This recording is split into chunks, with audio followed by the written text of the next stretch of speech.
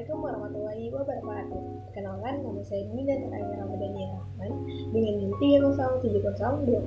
30702000067 dari kelas B angkatan 2020 Fakultas Psikologi Universitas Islam Sultan Agung Semarang. Di sini saya akan menjelaskan terkait bagaimana sih peranan mahasiswa dalam mencegah dan memberantas korupsi. Check it out. Oke, jadi yang pertama kita harus mengetahui dulu nih apa sih sebenarnya pengertian dari korupsi. Jadi secara harfiah korupsi dapat diartikan sebagai kebusukan, kebejatan, keburukan, tidak bermoral, dapat disuap, ketidakjujuran, dan penyimpangan dari kesucian. Korupsi adalah kejahatan luar biasa atau extraordinary crime yang berdampak sangat luar biasa. Pada dasarnya, korupsi berdampak buruk pada seluruh sendi kehidupan manusia. Korupsi merupakan salah satu faktor penyebab utama tidak tercapainya keadilan dan kemakmuran suatu bangsa. Sistem perekonomian, sistem demokrasi, sistem politik, sistem hukum, sistem pemerintahan, bahkan tatanan sosial kemasyarakatan terkena dampak akibat korupsi. Maka dari itu, korupsi sangat pantas kita jadikan sebagai musuh bersama atau common enemy yang harus kita perangi bersama-sama dengan sungguh-sungguh, bukan main-main. Berbagai institusi pemberantasan korupsi silih berganti didirikan, dimulai dari tim pemberantasan korupsi pada tahun 1967 sampai dengan pendirian KPK pada tahun 2003. Namun, upaya pemberantasan korupsi yang dilakukan selama ini belum menunjukkan hasil maksimal.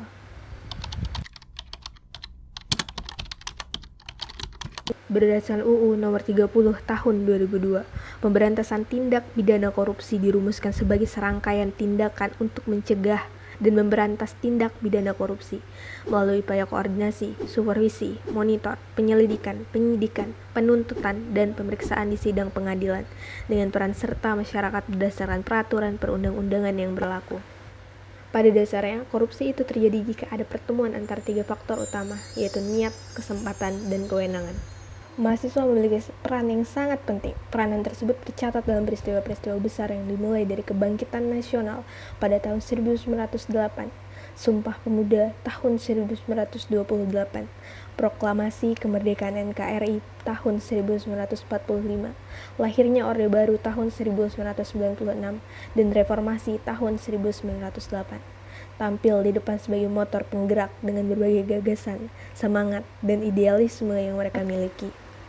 Terbukti dalam peristiwa besar perjalanan bangsa ini, mahasiswa berperan sangat penting sebagai agen perubahan atau agent of change. Dengan potensi yang dimiliki mahasiswa diharapkan mampu untuk menjadi agen perubahan, mampu menyuarakan kepentingan rakyat, mampu mengkritisi kebijakan-kebijakan yang koruptif, dan mampu menjadi watchdog, lembaga-lembaga negara, dan penegak hukum. Berbagai bentuk kegiatan dapat dilakukan untuk menanamkan nilai-nilai anti korupsi kepada komunitas mahasiswa dan organisasi kemahasiswaan agar tumbuh budaya anti korupsi di mahasiswa. Kegiatan kampanye, sosialisasi, seminar, pelatihan, kaderisasi, dan lain-lain dapat dilakukan untuk menumbuhkan budaya anti korupsi.